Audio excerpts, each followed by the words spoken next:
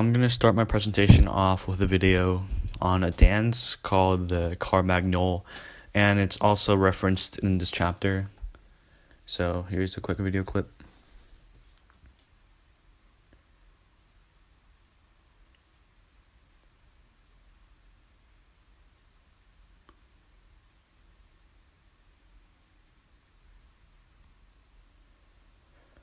So as you can see, it's a pretty gruesome sight, and you can see all the people dancing around with the music, and they're holding torches, pitchforks, weapons, and you can also see like a head on one of the pikes. And this dance was supposed to inspire fear through the nobles. And so I did chapter 5 in book 3 called The Wood Sawyer. And so a basic summary. So it's been about a year and 3 months since Charles Darnay got imprisoned at the La Force, and the chapter originally starts off as Lucy worries every day and night that day would be the day that the guillotine would kill Darnay, and she always thinks that she always imagines Darnay being in one of those carriages that carries the people or the prisoners to the chopping block. Furthermore, we also see that Lucy and her daughter have progressively been emotionally worse, and we can see that through Lucy's dressing, because it also said that she changed from her nice clothes into more dark clothes, showing that they miss their father/husband's absence. And one day, Dr. Manette comes to Lucy and tells her that there's actually this one spot near the prison that Darnay can spy Lucy through from his window. And every day, after hearing that advice, Lucy passes that spot, and she always meets this wood sawyer guy who turns out to be the road mender. And he's displayed as a insane man who always uses allusions to his saw cutting off people's heads and all that. And towards the end of the chapter, we see the dance I showed you in the beginning called the Carmagnole, and that really scares Lucy and her father, and it provides kind of a dark foreshadowing and ominous tone to the next chapter. And the significance of the title, The Wood Sawyer, it refers to the man who always taunts Lucy or tries to poke fun at kind of a horror topic whenever she passes by. And we can also see this on page 287, where it says that the road mender almost gleefully describes cutting off the heads of a family. And you can see that obviously it bothers Lucy, because she always worries every day that Charles might die, and it gives kind of a insane and not mentally stable feeling to the woodcutter, who also describes himself as the Samson of the firewood guillotine. And I'll later cover this in allusions, but the terms or the diction firewood and guillotine kind of give a more ominous tone, as I suggested before. So some references to previous chapters and characters were, first of all, the guillotine, which is a huge symbol in the French Revolution, one of the biggest actually of cruelty, kind of the cheapness of human life, because you could just cut your head off. Also, another character that appears here is the road mender, which I mentioned earlier, but he takes on another name, and the Dickens calls himself the Wood Sawyer. And on page 287, it says that the wood sawyer who was a little man with a redundancy of gesture, he had once become a mender of roads.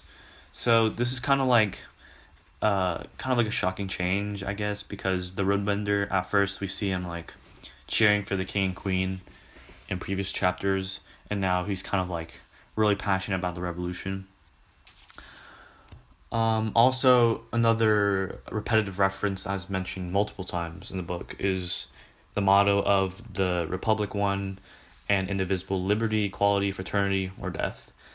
And I think we also had that on the study sync where you had to explain, but we see this on page 288, and is also used in chapters 1 and 2 in book 3. And this phrase basically is kind of like as I said, it's a motto, but it was kind of like a way to justify the killings and like the actions of the revolution, because whenever like the people would like kill the aristocracy, they would be like, oh, it's for fraternity, it's like to preserve, it's kind of like to get rid of like tyranny, kind of. A major puzzle piece in this chapter is the road mender. So we don't really see him in the beginning much, but we see him in chapter 15, where I said before he's described as cheering for the crowd or the king queen, and he's not really like a firm believer in the cause. He's just like one of those people that like follow the leaders. They're not really like a leader; they're a follower.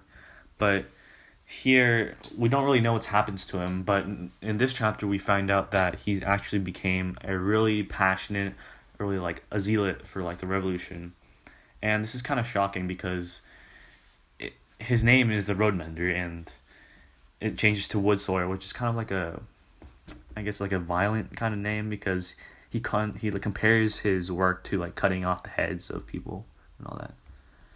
Yeah.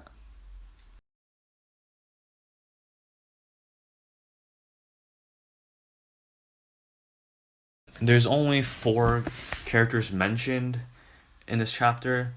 Actually, there's 5, but we only get a brief look at 4 of them.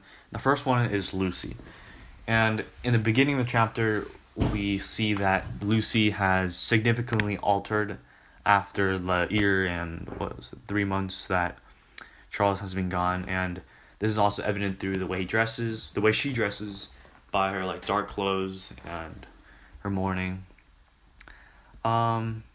And we see that in the first page of chapter 3, in the first paragraph, or chapter 5. And in the second character is Dr. Manette.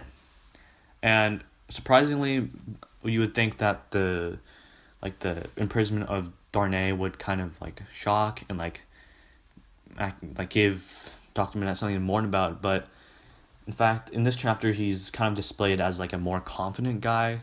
He knows what he's doing, and I think he's trying to help his daughter, because usually Lucy's the one being like the golden thread and trying to unify everyone, but in this case, he tries to step up, and we see that on page 286, where he says when he tries to explain to Lucy that there's a spot where Darnay can see him. It says he thinks, if you stood in a certain place that I can show you, and this just demonstrates his like willingness to help his daughter out in this kind of situation. And the third character is the roadmender, or the wood sawyer, which I mentioned earlier, and you can find his description on page 286 in the beginning, but I already went over him, so I'm gonna move on to Madame Defarge, who we really don't get like a kind of like a really a descriptive sense for her. It's more like she's a main symbol in the book, and you can find her also on page 290, where it says she left like a shadow over the white road, which kind of shows that she's not really the character we think she is. She's supposed to be like a symbol for the revolution, but she brings more like a violent and ominous tone to the whole chapter. And this might actually foreshadow something, because it said that a shadow over the white road, and shadows usually represent like evil things, or like something that's not really good, and white snow is like white road is like innocent and kind of like the peaceful kind of symbol. So there's a lot of allusions in the chapter, and one of which I showed you in the beginning. And so the dance was originally created during the French Revolution. Actually, it's called the Carmagnole, and it's based off this one town, one like peasant town in France, where they would have these costumes during like festivities and like music, like all that stuff, and that relates to the word Carmagnole, which is the name of the costume, and it's originally in the town of Carmagnola, and this became a popular dress for the Jacobins, which most of you guys learned in AP Euro, which is like a radical group of revolutionists, and eventually this became a dance, or not really dance, more like a violent, like, yeah, it's kind of a dance, but yeah, the song and dance also share the same name. So the music you hear in the video I just showed you, that's also called the color magnol. The third illusion that we see is the mention of concierge. I'm not sure how to pronounce that, concierge. But yeah, it's actually an actual prison during the French Revolution, and it still exists today, but it's not much of any use. It's kind of like broken down and all that. And you can see the description or the usage on page 291. And the fourth illusion actually is the motto of France, which we also looked at earlier on. And one thing I didn't mention is that it was also used during the 19th century or 20th century, where they used it into the French Constitution. And this was actually, the motto was earlier on broken because the equality didn't really make sense when they didn't give the woman the same right as men. I chose this passage on the bottom of page 288. And so I used the color yellow for diction, red for metaphors, light blue for repetition, and purple for simile. So as you can see, Dickens always uses this type of like diction, like throng, pouring, ferocious gnashing of teeth, coarse red caps, having a ghastly apparition, or raving mad. So that kind of creates like a passionate tone to the passage. And the similes and metaphors, such as they were dancing like 5,000 demons, that just adds to the terror in the passage about like the people dancing. And there's multiple times where words are repeated, such as the 500 people, the 5,000 demons. That's just for like emphasis on the number. And there's also dance together, the men and women dance together, women dance together, men dance together. That's kind of like symbolizing like the purpose of the revolution, where the people didn't want anyone of like higher status, which is why they targeted like nobles and like the Bastille, which was a symbol of like, you know, the king, the monarchy. And lastly, there's the metaphor where it says, and stopped to dance about Lucy, some ghastly apparition of a dance figure, gone raving mad around, arose among them.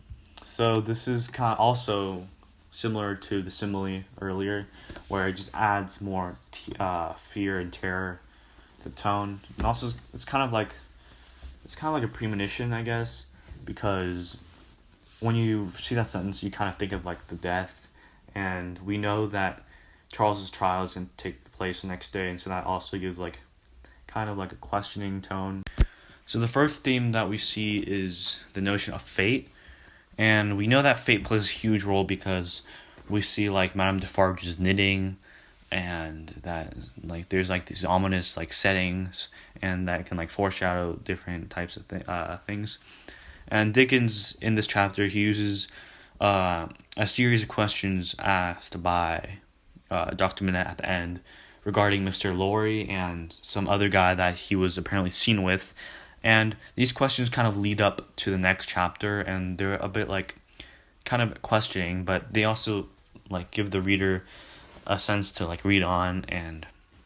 But Charles's fate is already decided, and Dr. Manette and Madame Defarge both give like notions that Charles will probably do well in the trial tomorrow. So that's also relating to fate. And the second theme is secrecy. And this is also mentioned at the end of chapter 5 on page 290 and 291. And the quote is, "Who could that be with Mr. Lorry, the owner of the riding coat upon the chair, who must not be seen?" So this kind of like Dickens trying to conceal this character to bring like a foreboding tone, and these series of questions asked to the reader, they kind of protect the identity of the person that's with Mr. Lorry.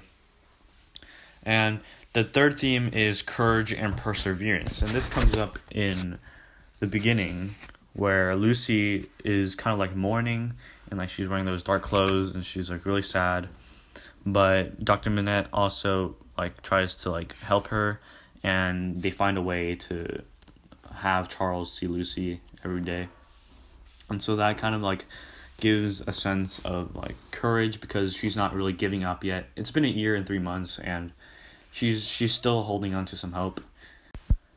So, as I mentioned multiple times in this presentation, the tone of this chapter is ominous and foreboding, and you can see that multiple times through like the descriptions, to the diction that Dickens uses.